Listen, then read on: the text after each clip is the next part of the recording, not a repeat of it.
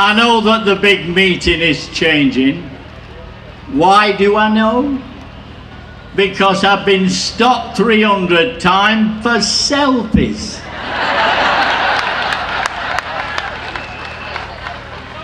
What's happening to us?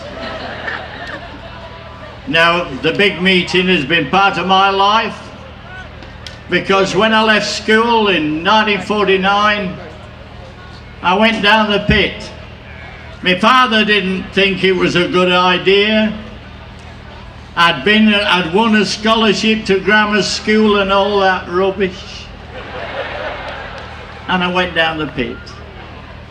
But I've known ever since that everything that I've done in life has been a tribute to the miners in all the far-flung areas of Britain, because I've done every single rally that there could be, and I've enjoyed it all. And then they sent me to the Palace of Varieties. I had to beat a Labour man who'd left the Tory party. Does that sound familiar? And so I beat him on the ballot. He worked for the BBC, and he was part of the Roy Jenkins mob. Can you remember him? Roy Jenkins. He says, "I leave without wanker." I said, "I thought you were taking Marquand with you." So when the new General Secretary and his new team at Durham said to me a few months ago, "We want to make some money, we're going to show your film, it's called The Nature of the Beast," and the Guardian reporter said it was a tender portrait of Skinner. But we filled the hall up there. We made £3,000 for the Gala fund. And that's why they've got a roof over my head today. They've started spending it.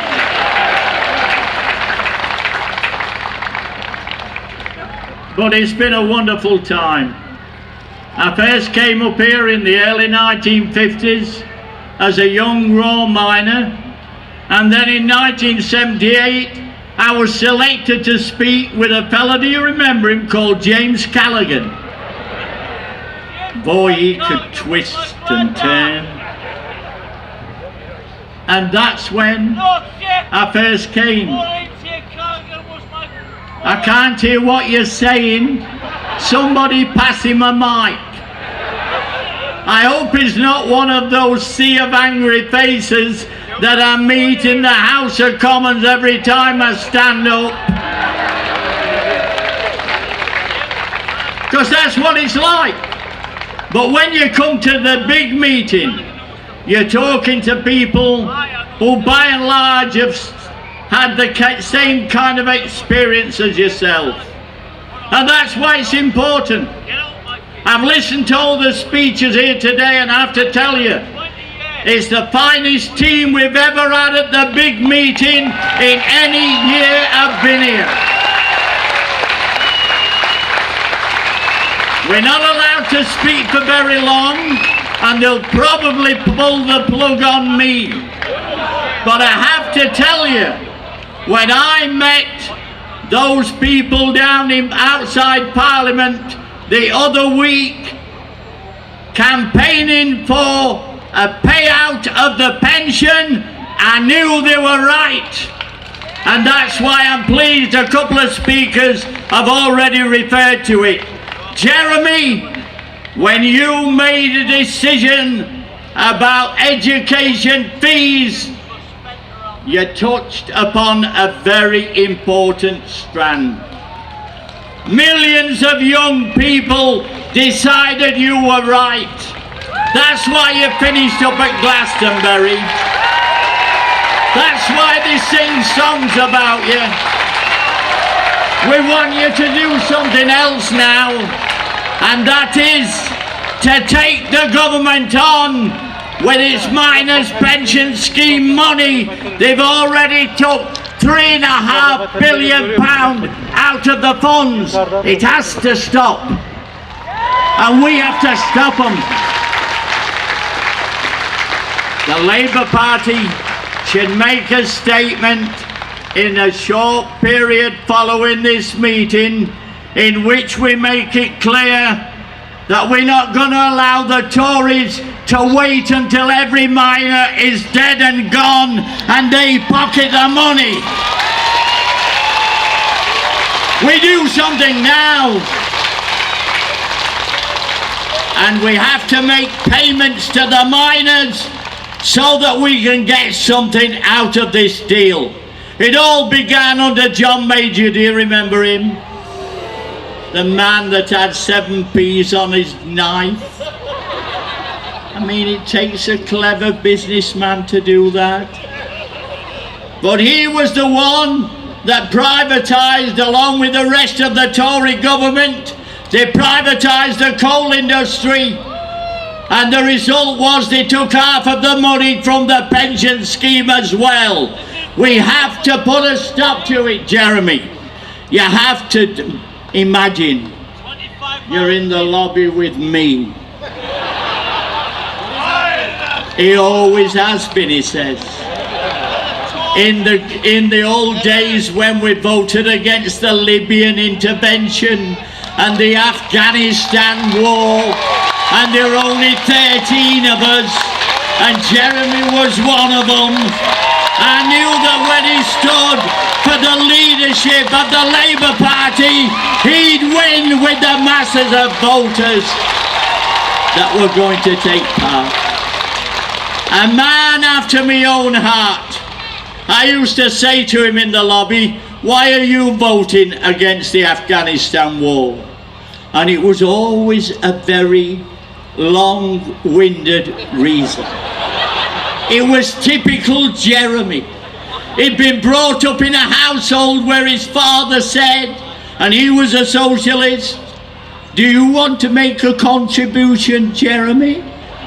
And my father said, "Well, wait in the pit like me, shut your bloody mouth, it's not your turn yet." But we both finished in the same lobby. And that's important. You judge people by what they do in life and not what they say.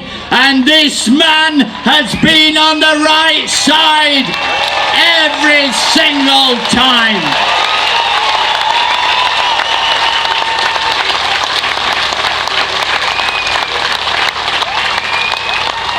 I was there when Wilson tried to wipe off the Labour Party debt.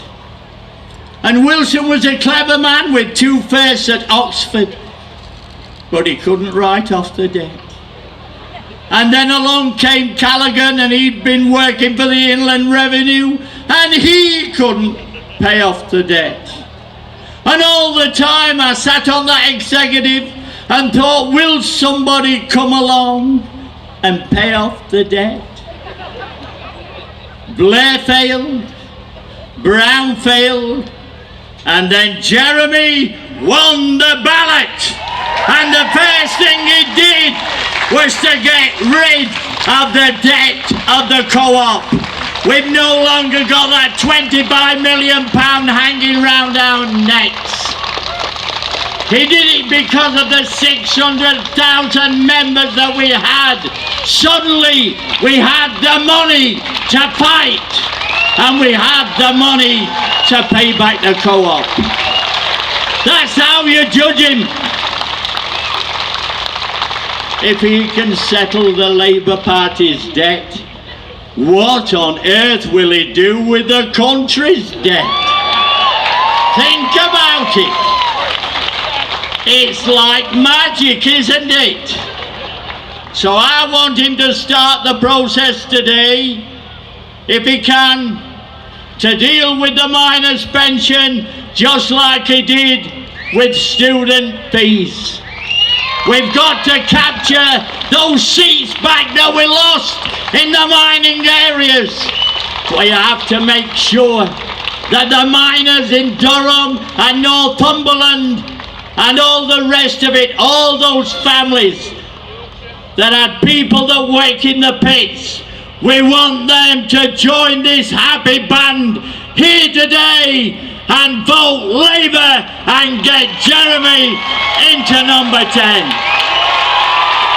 Even the opinion polls before I spoke give him a lead over tedious Theresa.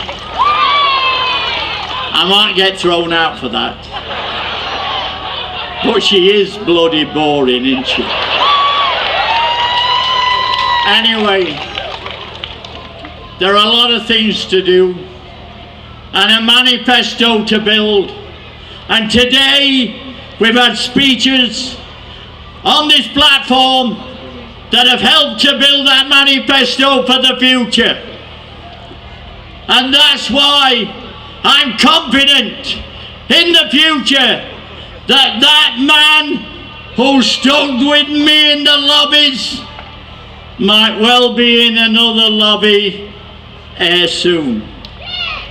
He'll be leading the party, but he'll be leading it to victory. We'll beat the Tories hands down. We'll beat the Liberal Democrats.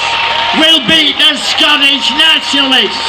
All of them will fall before us. Give your support to Jeremy Corbyn. Thank you very much.